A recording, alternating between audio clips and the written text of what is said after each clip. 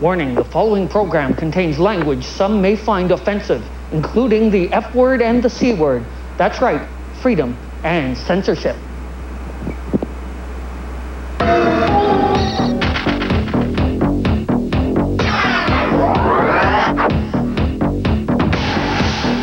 Rising anti-Semitism in Eastern Europe has voted English-only sign. 40,000 tons of armed with PCBs blew up the ozone layer today.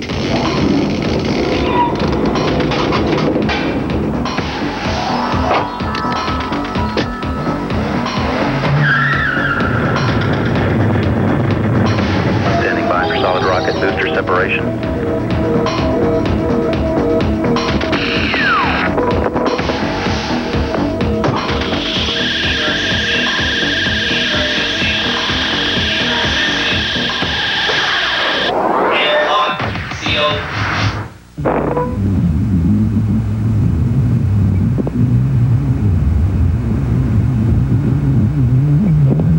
Greetings, prisoners of gravity. This is Commander Rick, unrated, uncensored, and talking free. These are dangerous times, and not just for Salman Rushdie. Fundamentalists are working to severely censor the cinema. Self-appointed spokespersons decide who's qualified to speak on certain issues. Comic stores are raided. Books are banned in schools. The science fiction series Quantum Leap features a gay character, and sponsors duck and cover. More and more, it seems, voices are silenced, debate is stifled, ideas suppressed. It's no longer, I beg to differ, or let's agree to disagree. It's, shut up! Now, even though science fiction has faced little outside censorship, it has produced the sharpest anti-censorship stories. My favorite short story about censorship is Ado by Connie Willis. My friends in control managed to connect up with Connie in New York, and she talked freely. I wrote Ado to show what can happen when special interest groups start mauling Shakespeare. And I ended up with 4 lines, I think, left in Hamlet and nothing much else.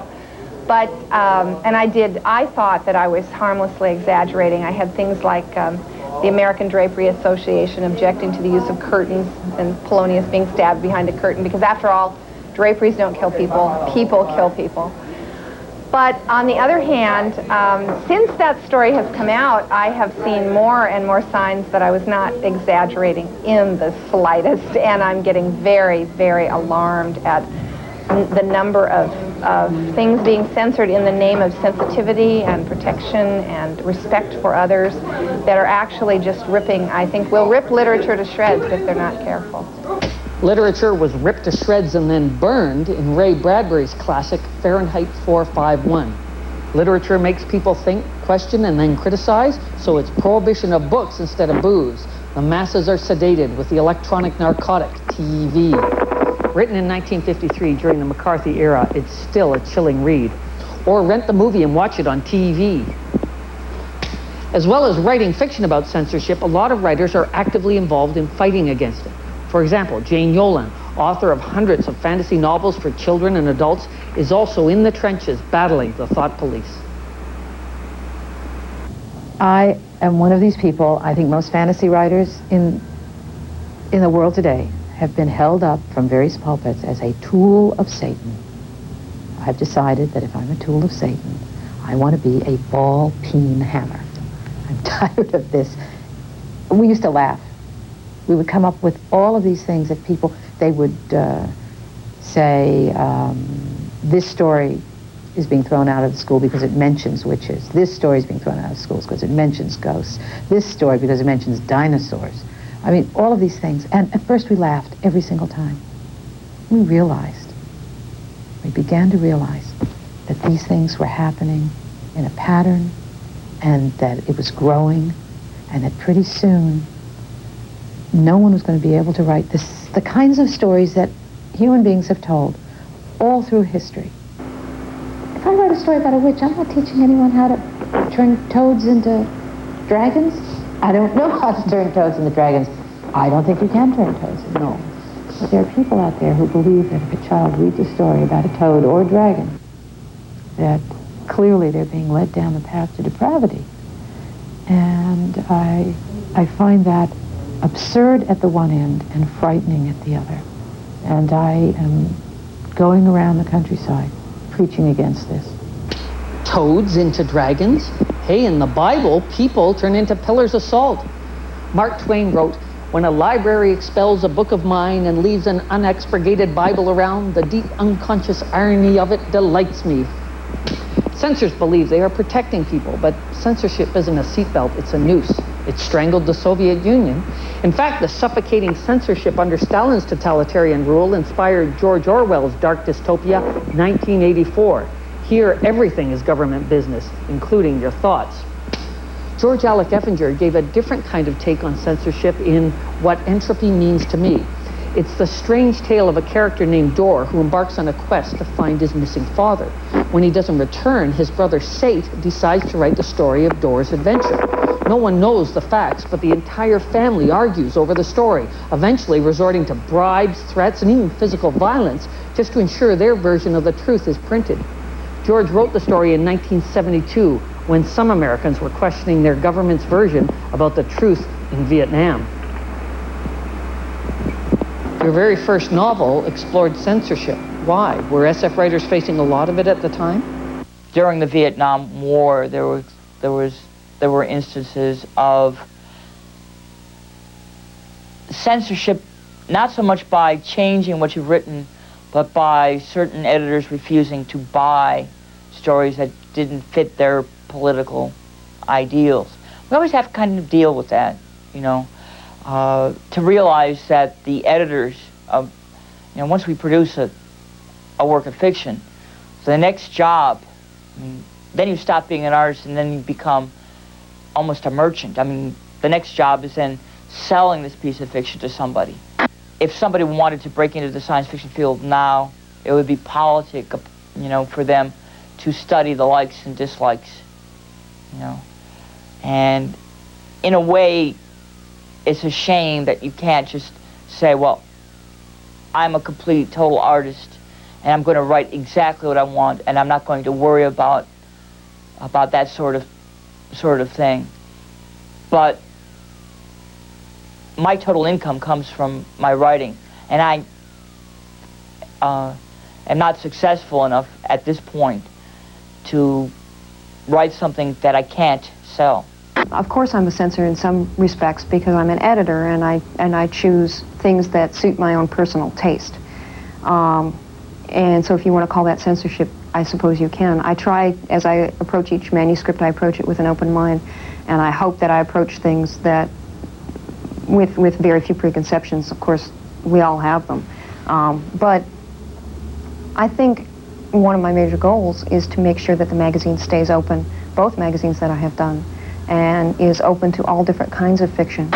An editor should never be a censor. An editor should be an editor. There's a big difference. An editor should look and say, this isn't working. The editor should not be saying, you shouldn't be writing about this. You may say, this isn't for me.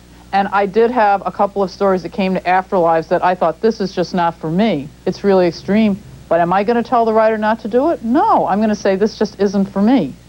There may be somebody else who can take it. And I don't think the editor should ever be a censor. And I think you have to be honest. If you're turning something down because it's too much for you, I think you have to be straight about that and say, that doesn't mean you shouldn't be doing it. It may be my problem and not yours.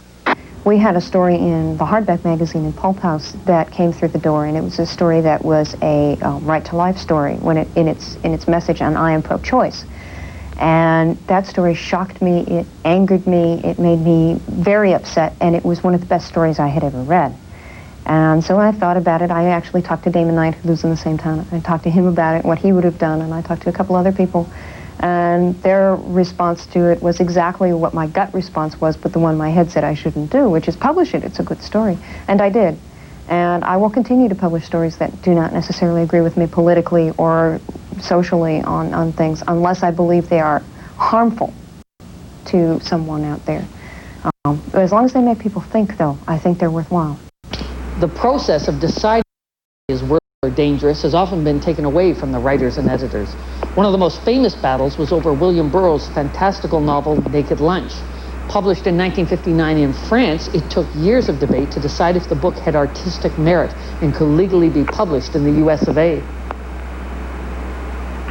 What was the original reaction to the book in the States? In its most extreme, it was banned in Boston. This was famous, and Boston was famous for banning things. It was almost a joke to say something was banned in Boston. And it ultimately was taken to the Supreme Court of Massachusetts on charges of obscenity, and in an attempt to get it banned in the state. And if it had been successful, it might well have been banned in other states and perhaps in all of America. So in the Supreme Court of Massachusetts, a lot of very famous writers like Norman Mailer had to go to court on the witness stand and say, this book is brilliant. This is not a pornographic work. It's not an obscene work. It's a serious literary work, and it uses imagery that you might associate with pornography, but for a very different purpose. And basically, under the law, having to kind of show that it had socially redeeming qualities, which, of course, in a sense, I suppose any work of art does, but any work of art is also subversive, I think. You didn't have any problems with censors over your adaptation of the book, but do you think the censors would have remained silent if you'd filmed the story literally? To do it literally, you see, the problem always is translation. I mean, what works on the page, even though it might be obscene and disgusting and revulsive in a certain way, is quite different when you have real actors, some of whom might be well-known actors, taking their clothes off and doing these things as well.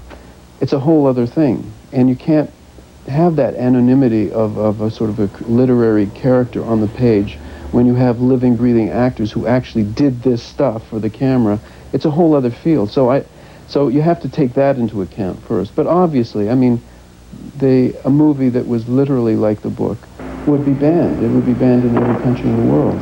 Is that because films are judged by different standards than books? I think actually film is judged in a different way, and someone who, I mean, I've actually had writers, famous, well-known Canadian writers, say to me that movies should be censored, but books shouldn't be. And when I asked why, of course this was kind of loaded because I'm a filmmaker and they're writers, they said, well, because film has potency now, and nobody reads books anymore. And I thought, this is very Canadian, you know, whatever has potency should be castrated, and only when you're impotent can you be allowed freedom. I mean, this is a very strange thought. They felt that, you know, movies were more accessible to kids, and, you know, all the usual arguments. But the truth is that the media are very different, and you come right up against that when you're trying to translate a book to the screen. You can't translate a book to the screen. You have to reinvent it for the screen, rethink it. Something that is so easy, something like metaphor, which is a basic device in prose fiction, is impossible to do on screen. You know, Eisenstein tried it, the idea that the crowd roared like a lion, and he would then cut to a lion roaring, and it was people laughed. Whereas you could say the crowd roared like a lion in prose, and it would work fine. So you realize that in order to do some of the things that can be done in a literary way on screen, you have to find some other device entirely. You have to invent it yourself. So it's a little unfair in a way to compare the two, finally. I think that's really the truth of it. You've also had a few run-ins with the censors yourself over the years. Is there one of those battles that stands out for you? Well, the primary one was The Brood, which was cut by the Ontario Censor Board, which has now changed its name to the Ontario Classification Board or something, but they are still the Censor Board. They still have the power to censor your film before it's ever shown to anyone. In a little closed room, they sit together and cut it, and physically cut the film themselves. I was appalled, and I was humiliated, and I felt that I had been violated. It really felt, it was like sending your kid to school and having your kid come back with a few fingers missing, and having the teachers say, well, we decided that this was a little more appropriate. You know, these are very naughty fingers, and we think your child is a lot better off without them. God, you must have been so furious, so angry. It was a very deep wound, and it was also terrifying because it was, in its own small way, a real feel a little touch, a little of the cold breath of totalitarianism, what it would be like to live in a totalitarian state where bureaucrats, nameless bureaucrats, who had to explain nothing to you. I mean, these people at the censor board would not talk to me. They didn't want to discuss it. Nobody knew who the editor was who actually did the physical cutting of every print. They actually took the pieces out and kept them. That scarred me, you know, and it made me completely intolerant of censorship. Whereas before, I might have taken a very intellectual approach to it and said, well, maybe under some circumstances it's justified. Having experienced myself, I say, it's always arbitrary, it's always wrong, and it's not to be tolerated. The power of the image is considered by a lot of people to be a separate issue from the written word. Right-wing and Christian groups want to bring back the Hays Code and strictly censor the cinema. The film The Ten Commandments will have to have 3 of them cut. It's ironic how so-called Christians support censorship, considering that early Christians were often censored to death by the Romans. The censorship battles in Hollywood since the 50s closely paralleled those in another visual medium, comics. In 1954, Dr. Frederick Wortham's book, Seduction of the Innocent, claimed comics were perverting young minds. There were congressional hearings and lots of media hoopla. The nervous comic publishers quickly created the Comics Code, a set of strict guidelines harsher than anyone was calling for. So while Japanese and European comics developed a whole slew of mature titles for adults, North American comics never even reached puberty. Today, the code is no longer the force it once was, and the comic creators are exploring stronger topics and deeper emotions. Despite that change, or maybe because of it, comic shops are being raided by police. One raid in Calgary led to the formation of the Comic Legends Legal Defense Fund. A woman complained to the police about the comics that her kid bought at Comic Legends comic shop. He'd bought things like Grendel. The police then went in to the comic shop. They didn't bother with the comics that the mother had complained about, but went to the adults-only comics that were kept in a glass case at the front of the showroom. Were not being sold to children. Children didn't have access to them. But they seized those comics and charged the owner, the clerk, and the manager for selling them. The comics that were seized in the raid included Omaha the Cat Dancer, one of the most intelligent adult comics, and Leather and Lace, one of the trashiest. Now, you'll find more sex and violence in best-selling novels, but because these are comics, people freak. That's not Archie and Veronica. Anyway, in response to the raid, the Defense Fund produced True North and True North 2 to raise some money and awareness. The comics that are seized are invariably the alternates, because 90% of the comics from DC and Marvel still adhere to the comic code. The first mainstream comic that dared to ignore the code was Swamp Thing. The editor at the time was Karen Berger. How hard was it to get DC to let you publish Swamp Thing without code approval? It really wasn't hard at all. It really wasn't. Everyone thinks, wow, the first book, you know, the first regular comic codes book, not to have the sticker on it and want it to be approved by the code. And I guess at the time it was a very big deal, because the comics code was such a big part of the industry then, and everything had to go through the code, whether you liked it or not, at least from DC and Marvel. But Jeanette, Con, and Dick Giordano were very receptive to my request, because the story was so powerful and so good, and they realized that this is not for kids, and it doesn't have to be approved by the Comics Code. And as long as we make readers aware of that, then there's no reason why we shouldn't be doing this kind of material. You're currently editing Sandman, which also explores adult themes and also isn't submitted for code approval. What sort of guidelines do you set with Neil with regard to his subject matter?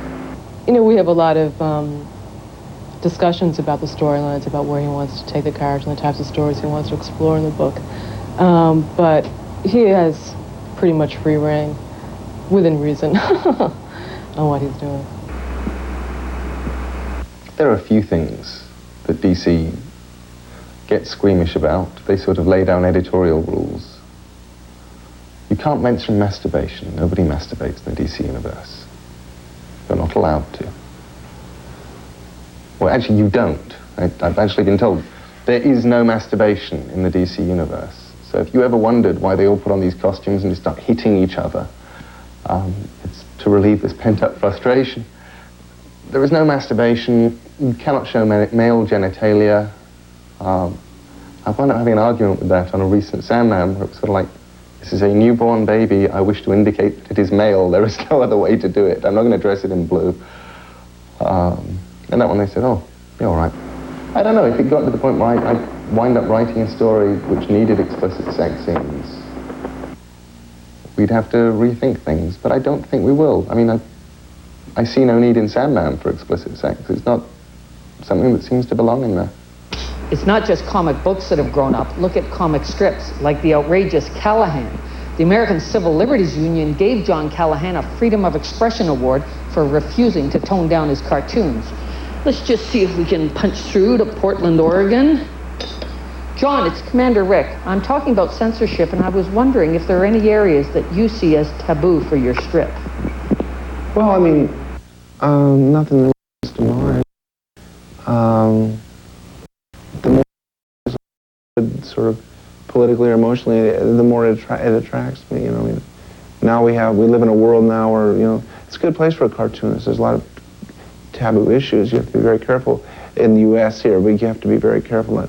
We have people who spend all their waking hours wondering about whether, you know, people in history were a certain color. You know, so I'm doing a cartoon about, I think, these politically correct people worrying about whether Humpty Dumpty was a white or a brown egg. It'd be a great cartoon, don't you think?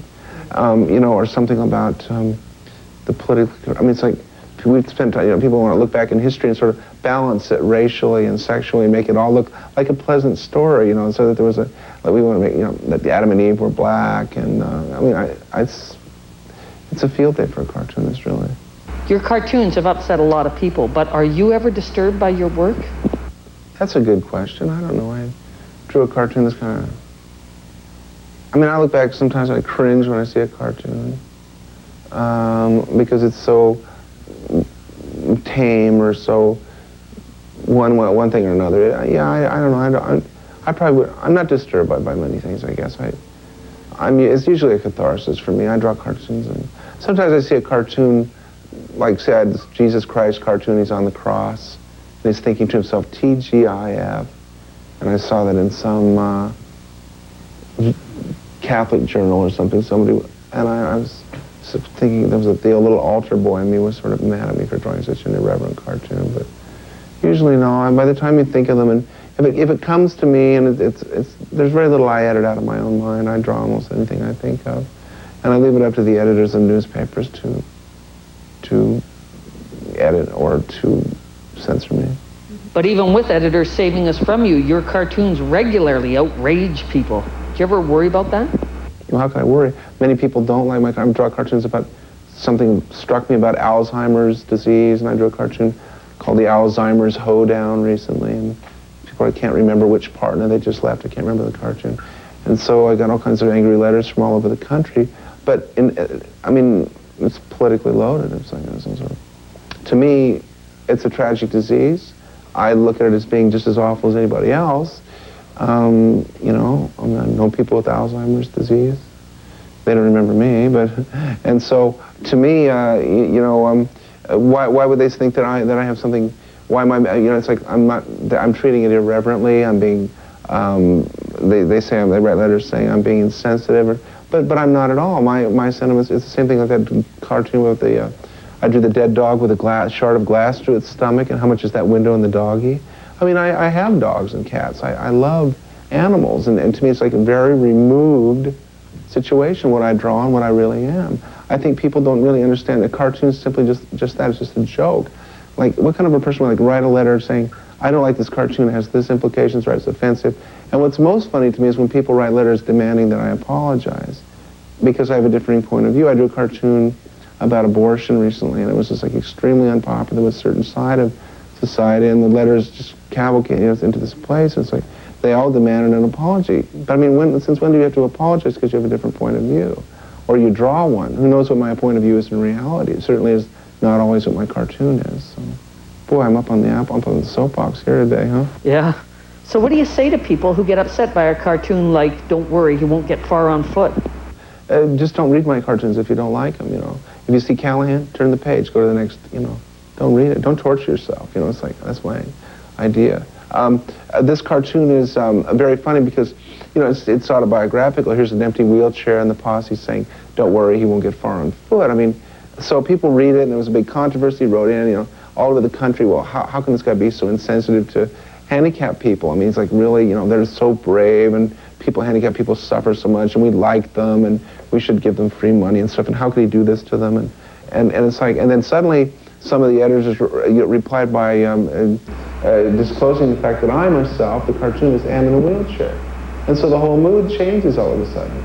Like, where is it written in the books of ethics or in the books of human nature that I should be able to draw a cartoon about handicapped people or have this license to do it just because I'm in a wheelchair? I know it works the same for blacks or Jews.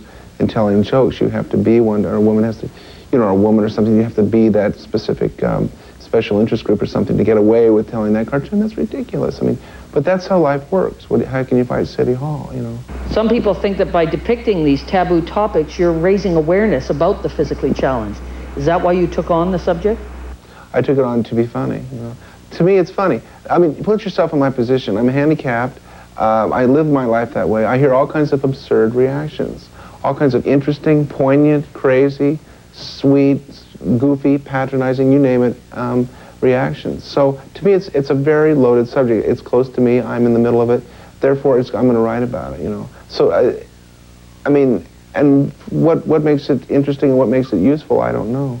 But it gets widely printed. People, I suppose when anybody talks about their own experiences, or his own experiences, you're going to be useful, especially if you've got unique experiences, or experiences that are usually closeted or something, which these are, aren't they?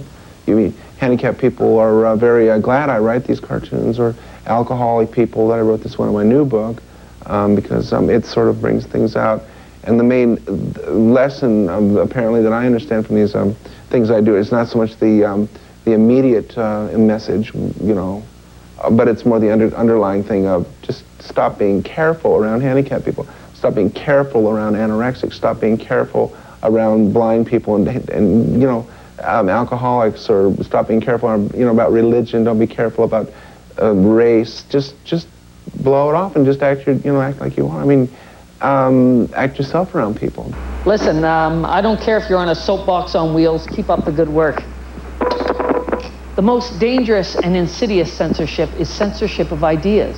You'd think that if an idea is wrong or dangerous, you would tell people, show us and we'll see it's wrong. But censors don't trust us. They don't trust you and me. Why not? They've never met us. They don't know us. The only person they truly know is themselves.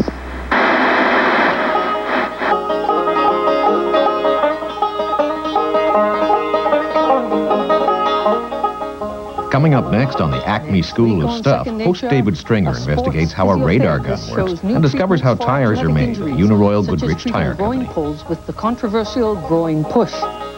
Also, new evidence that if professional athletes have sex, it does not seriously affect their performance, but does dramatically increase ticket sales.